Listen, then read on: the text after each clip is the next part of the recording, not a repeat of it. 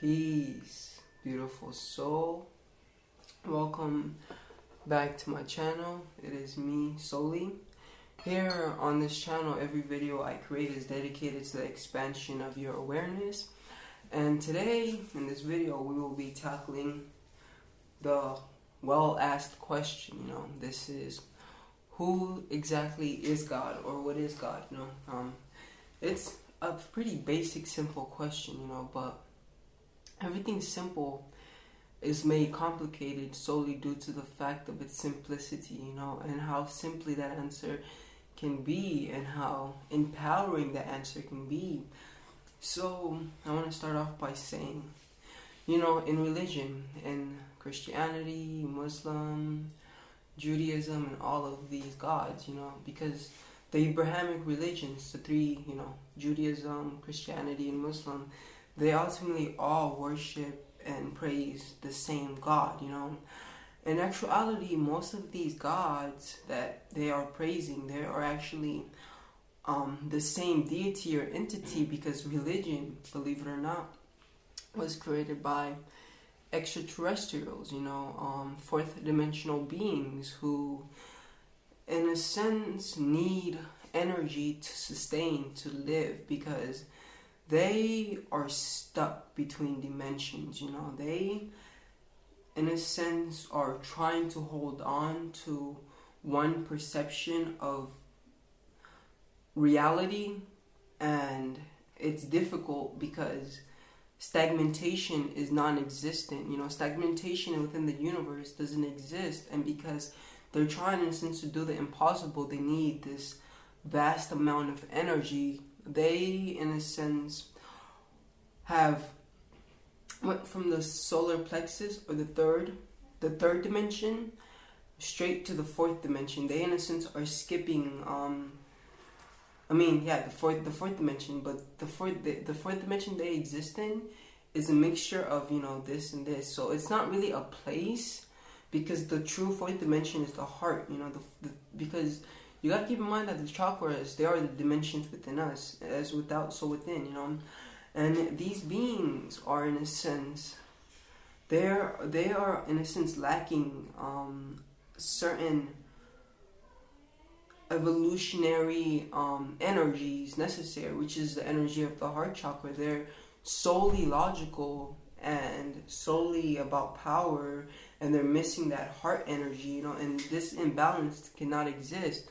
So there isn't precisely a universal set or a universal energy system that's supporting them, so they have to make their own energy system, and this is where religion comes from. These entities, they have found a way to, in a sense, create a system of worship in which they can feed off of when, a lot of people go into mosques or churches, and they express all of that emotion. You can feel it, that priest, that preacher, he is encouraging them to just express it all out, or even when you're in a mosque and you're doing the chants, and you're saying God is great, all of these things, what you are doing is you're producing all of this energy, and you think it's going to God, you see, but you don't know what or who God is. A lot of us, we tend to just praise, but we don't know who we're praying to. There's this interesting play of words with the word pray. Pray, what is a prey? Every prey has a predator. Ain't that some shit? Every prey has a predator. So while you're praying, interesting thing about prayer, for instance, when you pray to a deity, and you're using, for example, in this scenario, their religion, you're using their modalities of praying, like praying 5 times a day in Muslim, or praying before nighttime, and holy shit, that's deep, because it's like, the thing about anything and everything you do before you go to sleep at nighttime is the energy in which you are going into, so if you are in a bad, negative mood, then you're going to go into that energy. You're going to be most likely having a nightmare. You know, if you are happy, you're most likely going to be having that nightmare, or a daydream, a dream, a positive dream. So when you pray to these deities, before you go to sleep, then you are in a sense sacrificing your astral body. Okay, all of this is relevant, to what God is and what God isn't. I guess I really do have to talk about what God isn't, But the reality is, God is everything. So when someone tries to tell you that God is one thing, then in a sense they are misleading you, But yeah, when you pray to something, you create this energetic vibrational link, So if you're praying, this is why you can pray for someone, This is why when everyone was praying for Australia to get rain, we got rain, they got rain, right? I should say, because I don't live in Australia. This is because when you pray, you start creating these energetic vibrational links to that thing, to that God. Like when you pray to a God in religion, you create this vibrational link, and now this God can feed off of you, feed that energy off of you, feed that energy off of you. So God doesn't precisely, want to be worshipped. And all of these gods that are being worshipped, of course, a God, because there are gods plural, and there is, God with the big letter G, then there is gods with the small letter G, in the sense that we are all gods, God is a creator, as you've been told. When, in the Bible it speaks of God being created of our image, they are in a sense talking about the Anunnaki, these human-like entities who in a sense created humans originally to be a slave race, So when they created us, they give us a religion to follow by. So I guess to a degree they are or would be considered our God, or our father, our parents, our galactic parents, rather, I should say. But we humans actually have a plethora of genetic information deriving from a multitude and a plethora of other dimensional beings, or aliens, if you want to call it. Scientists, they label this 97% foreign DNA, inactive, dormant DNA, as junk DNA. And a scientist will try to tell you that we humans only use 3% of our DNA, and the other 97% is dormant, it's just junk. Like, don't worry about it. But the reality is, we have a plethora of DNA that we can access and use. We just have a plethora of DNA in which we have the ability to access and use. This is in a sense the DNA that has this ability to access to allow us to access into our God body, to be God, So, God, as it's been said, is everything, God is within everything. And it's funny because you're a religion, not your religion, who knows, you might not be religious, most likely not if you're watching me, but if you are, I really feel like the thing with religion is it's a tool, and just like every tool, we should be using the tool rather than the tool use us. And that's the thing, a lot of people allow religion to use them instead of them using religion, because religion can show you a lot of things, but it's once you give your power away and you start being used by religion that you in a sense go astray. Yes, in religion they'll tell you God is everything, God is in the trees, God is in the beakies, God is in the wind, but they never ever, for God's sake, tell you God is within you. They don't tell you that, but what sense does that make? I think even before I got into this, I would think, like, wait, if God is everything, I don't know, maybe I thought, maybe I didn't, but it's like, it's common sense, if God is within everything, then is God within me? And that's the thing, everything is micro, macro, everything is a reflection of itself. This is why the chakras are reflective of the external dimensions. We human beings are in a sense in the yellow, right? The yellow chakra, the solar plexus. We are in the third dimension. That's the third chakra. It's a reflection of the third dimension. But yes, everything is micro and macro. You know, the chakras within you are the external reality reflecting to you the dimensions outside of you. So with that being said, everything is a reflection of itself, you know. And just as there outside of us, you know, there is a God inside of you. Your cells look up to you as God. You see, the thing is, God is consciousness. God is consciousness. Because at the end of the day, everything else is consciousness. It can be more nor less. This phone is an expression of consciousness. This thingamajig is an expression of consciousness. No, this is an expression of consciousness. Everything is an expression of consciousness. You know, your body is an expression of consciousness. What is consciousness? Consciousness, in simple terms, is awareness, you know. Awareness, to a degree, is wholeness, you know. Because you truly become aware when you become whole. In a sense, half a circle is not aware of itself. It's the whole circle that becomes aware of.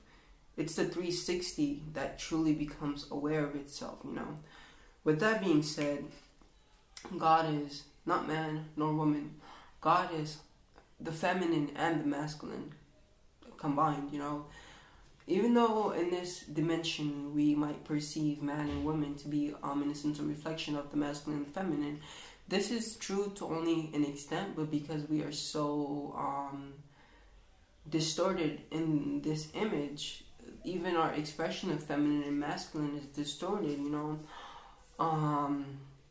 We're not fully liable to be a representation of the feminine and the masculine just yet, even though I must say there are certain people attempting to step into their feminine, divine feminine, others attempting to step into their divine masculine, you know.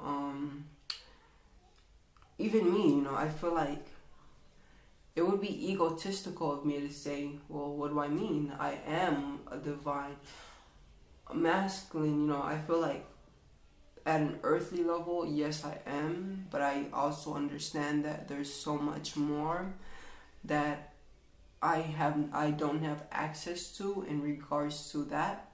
I hope you guys get what I mean. But yes, God is hermaphrodite. It's man and woman.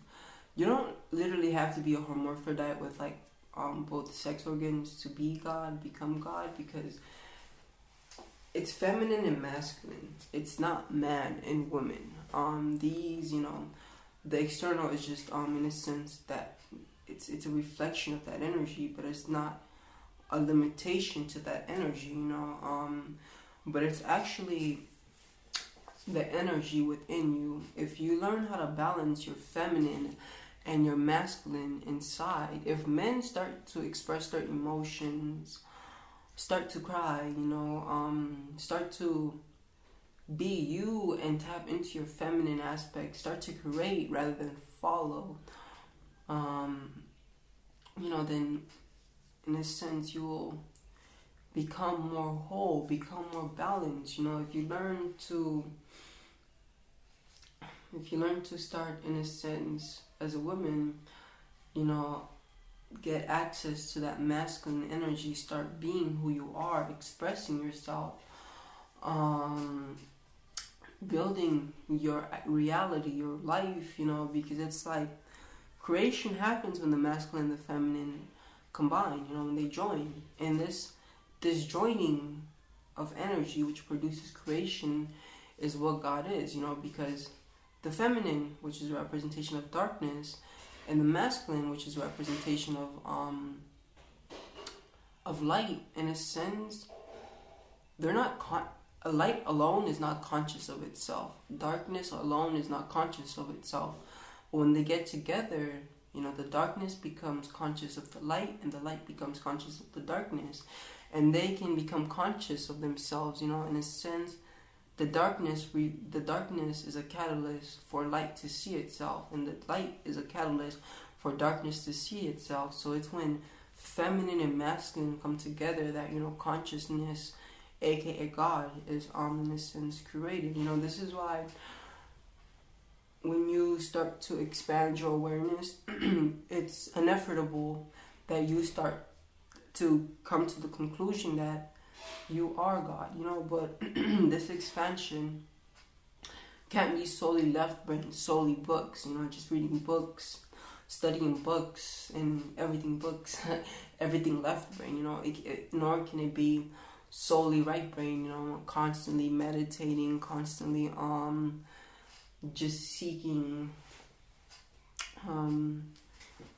intuition, solely dependent on your intuition and all of these things. In a sense, there has to be this sense of balance, and a great example of this would be science. Science, they're so polarized to the left brain that on one side they're like, atheism, they're like, humans are an accident of the universe. We happen by coincidence. There is no such thing as God. But then on the other hand, quantum physics, we are living in a simulation, and there's a creator of this simulation. It's like polarized to one end, and it's like both of these contradicting sciences coincide and exist within, within. And it's like what people don't realize is spirituality, and magic. Like, I am a scientist, because I consider myself a magician and yada yada yada, but what people don't realize is science, magic, and all of these spirituality and magic and all of these so-called paranormal things, paranormal activities, these just science that one are not being presented to the public. They're not being presented to the public, but that's all it is. This is all magic, spirituality is. It's just science at a higher level. And I guess to an extent, it was inevitable that science started tapping into quantum physics and the spiritual aspect of life, because you can find God through the masculine, because the feminine is within God. The feminine is within the masculine, and the masculine is within the feminine. So if you are overly masculine and you keep going within at that center, you're going to find the feminine. And then if you keep going within, in that center of that feminine, you're going to find the masculine, and it's going to keep on going.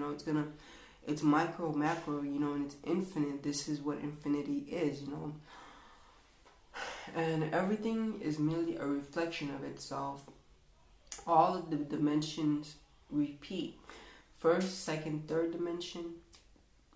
First, second, third dimension is a reflection of the fourth, fifth, and sixth dimension. And the fourth, fifth, and sixth dimension are a reflection of the second, first, and third dimension, and so on and so forth. Every 3 dimensions, it repeats. It hits a repeat button.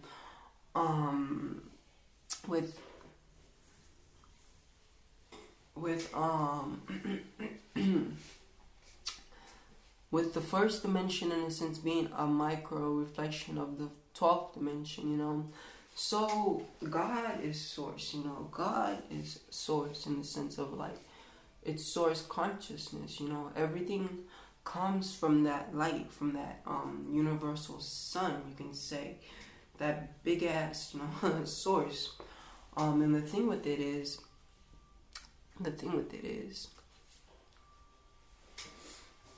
before there was just one, there was nothingness, and then God, as you call it, started moving, started experiencing itself. It started, in a sense, overlapping on itself, Consciousness started experiencing itself and expanding And as it did this, for example, the story of the flower of life, it talks about, I think it was the eye of Horus, started, which is in a sense a representation, of consciousness or light, because, an eye, I would say, is a reflection of light. The sun, for example, is an eye. It's like, on one side, we see this big old ball of light, but then on the other side, there is this vortex of dark matter. It's a black hole in a sense, and it's like there is this space in space where darkness is being transformed into light. How do I put this? And it's through this transformation of the darkness, which is the void, which is the nothingness, which is the feminine, in a sense, combining and mixing with the masculine, which is the light, which is outward, which is in a sense expressive. It's when these two started joining. It's how do I put this? It's like when the darkness started producing the light, because this is in a sense another thing people don't realize. It's crazy, but people really have difficulty facing the darkness. They really have difficulty just even saying, yes, the darkness is real. They're like, no, there is no such thing as darkness, just lack of light. Like, this guy was like, there's no such thing as darkness, just there's light and there's lack of light. And I'm like, what the fuck? What kind of sense does that make? That's like, and I guess to a degree I can see that, but I don't know. But still, it's like,